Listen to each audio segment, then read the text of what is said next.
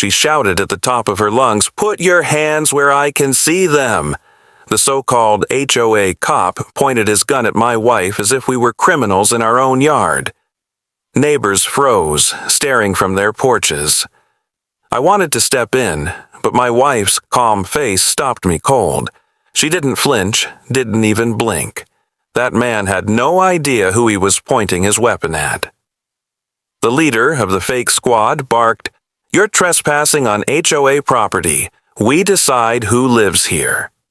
His voice was full of fake authority, trying to scare us.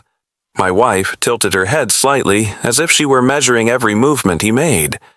She let out a low laugh, almost too quiet to hear, and whispered to me, "He has no training. Look at his stance."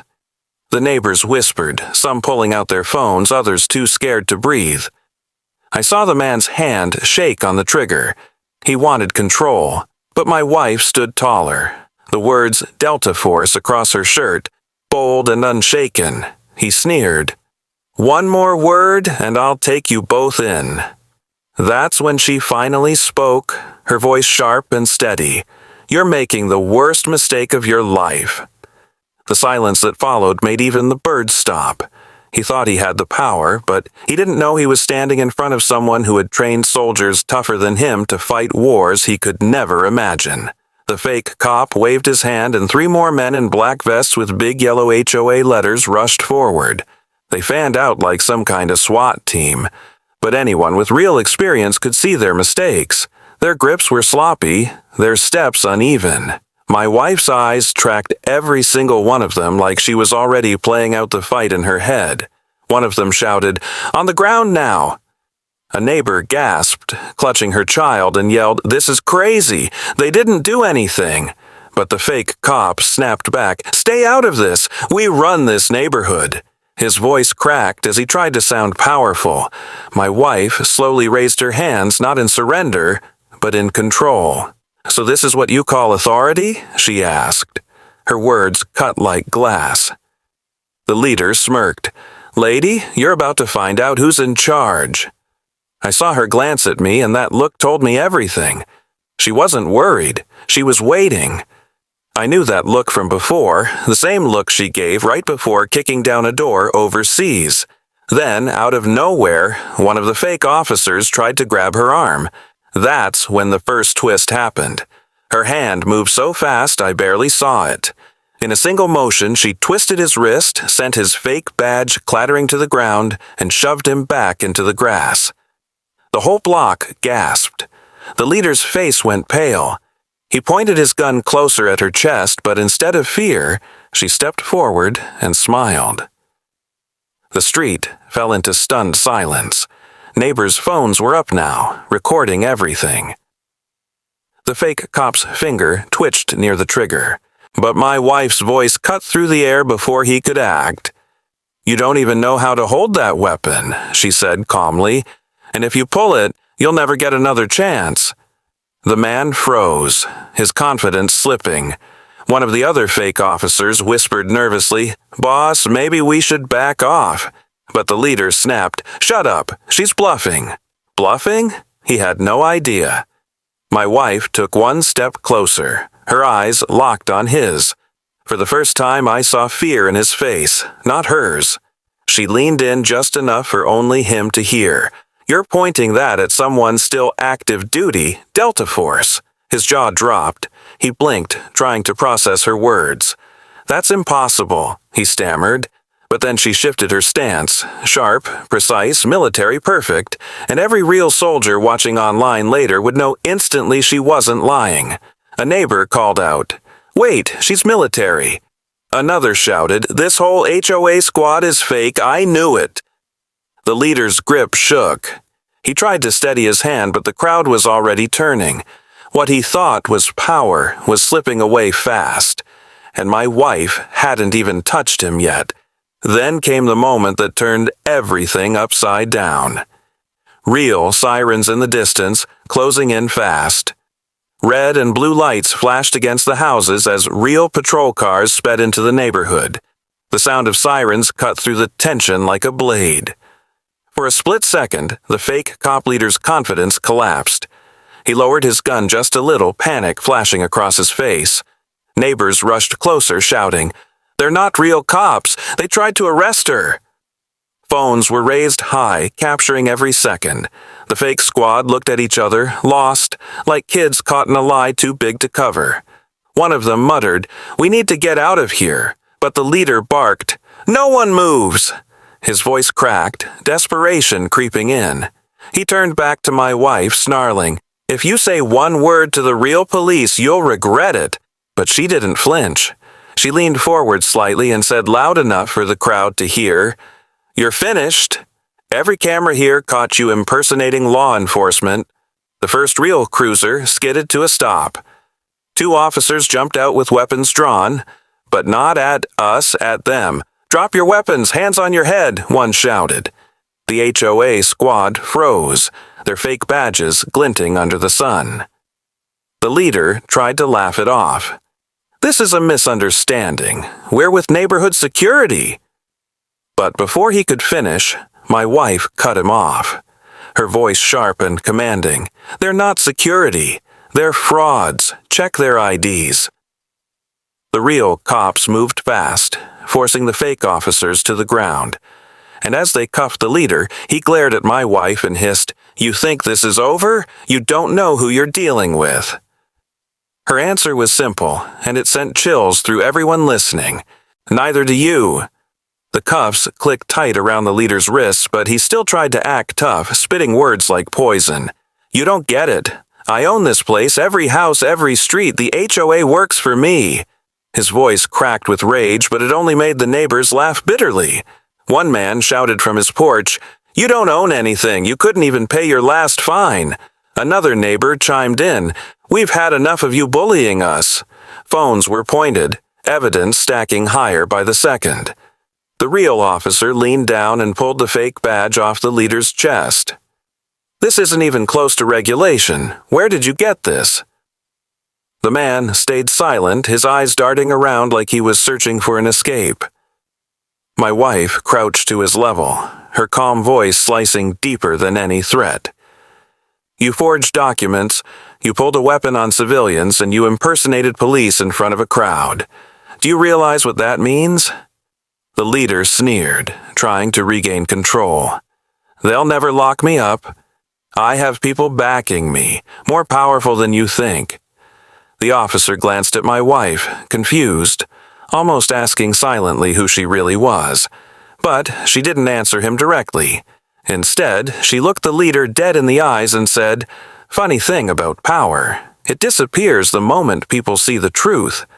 The crowd erupted in cheers, neighbors shouting, "Arrest him! Lock him up!" Kids peered from behind fences, eyes wide, watching the bully fall. But just when it seemed like the show was over, one of the cuffed men smirked and muttered under his breath, "She doesn't know. We weren't the only ones." The words hit like ice in my chest. If there were more, who else was coming? The air shifted instantly.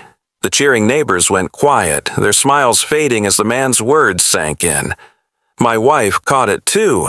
Her posture stiffened, her eyes scanning the street like she expected danger to appear any second. The real cops looked confused. "What do you mean, not the only ones?" one asked, yanking the smirking guy by the arm. He didn't answer. He just grinned wider, like he knew something we didn't. Then, almost on cue, 2 black SUVs rolled slowly around the corner. Their windows were tinted, their movements deliberate. The crowd backed up toward the sidewalks, whispering nervously. One neighbor muttered, "Those aren't police vehicles." Another whispered, "What's going on here?" The leader on the ground straightened up as much as the cuffs would allow, his face twisting into a smug smile. "Told you. You have no idea who's really in charge." The SUVs stopped in the middle of the street, engines rumbling. The doors opened in perfect sync, and out stepped men in dark suits, sunglasses, and earpieces. They looked official, too official. The kind of presence that made people second-guess everything. One of the suited men flashed a badge quickly, too quickly, and said in a flat voice, "We'll take it from here." He gestured toward the cuffed HOA squad like they were his property. The real cops hesitated, unsure, glancing at each other. One whispered, "Those don't look like any agency I know." My wife stepped forward, her voice calm but edged with steel. "Don't hand them over. Those aren't federal agents." The lead suit tilted his head at her, cold and robotic. "And how exactly would you know that?" Her answer came without hesitation, sharp enough to silence everyone. "Because I've worked with the real ones and you're not them." The tension snapped like a wire pulled too tight. The suited men froze at her words, their fake badges suddenly feeling heavier under every staring eye. The neighbors whispered louder now, phones zooming in on every detail.